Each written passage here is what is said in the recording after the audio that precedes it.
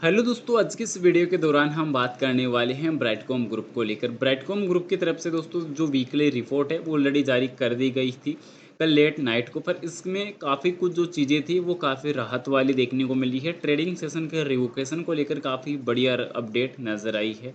साथ ही साथ कंपनी के रिजल्ट्स की जो डेट थी वो भी डिस्क्लोज कर दी गई है।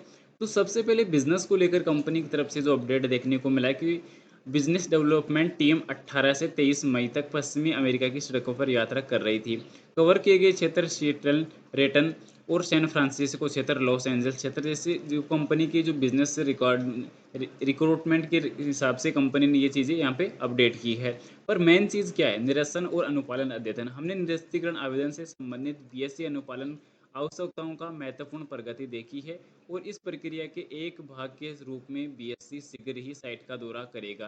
यानी कि बीएससी की तरफ से फाइनलाइज जो अपडेट है वो आ चुकी है कि जल्द ही बीएससी इस कंपनी के ऑफिस का साइट का दौरा करने वाला है।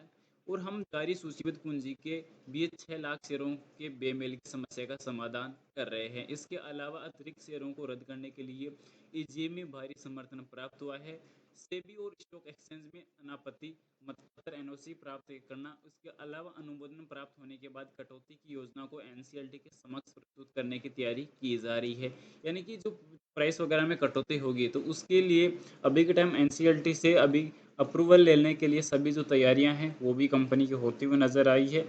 इसके अलावा अभी जो देखने को मिला है वित्तीय परिणाम और निवेश संचार, इसमें देखने को ये मिला है कि वित्तीय समीक्षा के लिए बोर्ड की बैठक 30 मई को होने वाली है। यानी कि क्वार्टर फोर के जो नंबर्स है वो हमें 30 मई को मिलने वाले हैं। तिमाही फोर और पूरे वर्ष वित्त वर्ष 2024-25 के लिए लेखा परीक्षित स्टैंड अलोन और समेकित परिणामों की घोषणा भी 30 मई को होने वाली है। इसके अलावा प्रबंधक एवं समर्पित निवेशक सम्मेलन कॉल के माध्यम से व्यापक जानकारी प्रदान करेगा और अपडेट में वित्त वर्ष 2025 के वित्तीय परिणाम, व्यापार निलंबन का निरसन और व्यावसायिक संचालन शामिल होने वाले हैं। तो ये 30 मई को निलंबन पर भी एक बड़ी अपडेट आ सकती है। पर अभी जो प्रश्न किए गए हैं कंपनी से, जो क्वेश्चन आंसर किए गए हैं, इनमें काफ़ी बड़ी कुछ चीज़ें जो है समझने वाली नजर आई है। शेयर को स्टॉक एक्सचेंज का पुनः सूचीबद्ध किया जाएगा। इस पर इसमें जो शेयर होल्डर्स ने अभी इसे जो क्वेश्चन किए हैं इस पर कंपनी की तरफ से अपडेट आया है कि फिलहाल कंपनी ट्रेडिंग निलंबन रद्द करने के लिए सभी आवश्यक शर्तों को पूरा करने के लिए स्टॉक एक्सचेंज एनएससी और बीएससी के साथ सक्रिय रूप से कार्य कर रही है। इसके अलावा हालांकि हम इस पर कोई भी सटीक तारीख नहीं बता सकते, लेकिन हम पुनः सूचीबद्धता की सुविधा के लिए जितनी जल्दी हो सके सभी सकारात्मक आवश्यकताओं को पूरा करने के लिए प्रतिबद्ध है। जैसे हमें समय सीमा के बारे में जानकारी मिलेगी तो हम तुरंत आपको सूचित कर देंगे। ये कंपनी की तरफ से निलंबन को अपडेट आई है। इसके अलावा देखने को मिला कि चौथी तिमाही के वर्ष अंत तक वित्तीय परिणामों की घोषणा क्यों नहीं की गई। चौथी तिमाही और वित्त वर्ष 24 के 2024 को 25 की समाप्ति के लिए ऑडिट किए गए वित्तीय परिणामों की समीक्षा अनुमोदन 30 मई को होने वाली आगामी बोर्ड बैठक में की जाने वाली है।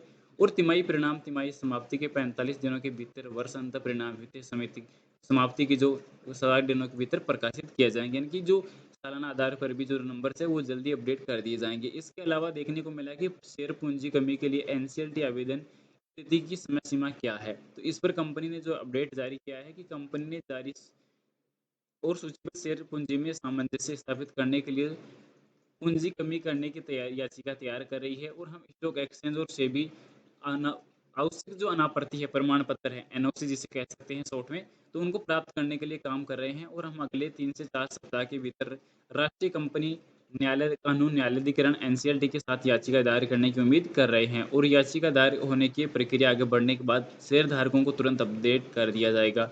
उसके बाद अपडेट में देखने को जो मिला कि कंपनी के शेयर धारकों पर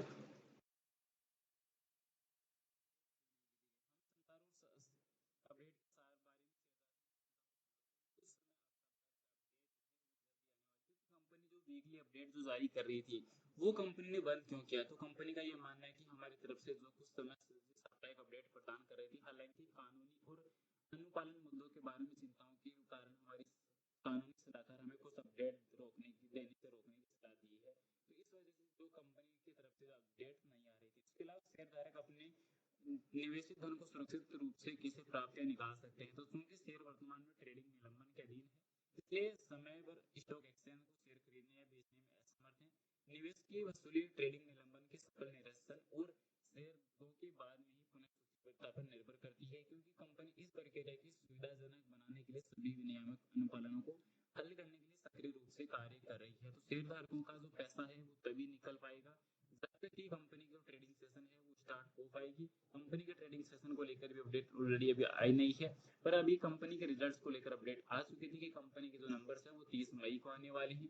इसके अलावा कंपनी की तरफ से और कोई भी जो ऑफिशियल अपडेट है वो देखने को मिल नहीं है। कंपनी के जो अभी वीकली अपडेट है वही आई रहे हैं, तो कंपनी के जो नंबर्स है उनमें कुछ भी चेंजेस वगैरह जो है देखने को मिले नहीं है। फिलहाल बाय सेल के लिए भी कोई रिकमेंडेशन सजेशन नहीं रहने वाली, जानकारी ओनली एजुकेशन पर्पज के लिए रहने वाली है। इन्वेस्टमेंट करने से पहले अपने फाइनेंशियल एडवाइजर की सलाह जरूर ले या खुद की रिसर्च भी जरूर से कर ले। वीडियो पसंद है तो लाइक और चैनल को सब्सक्राइब जरूर से कर देना। Thanks for watching this my video.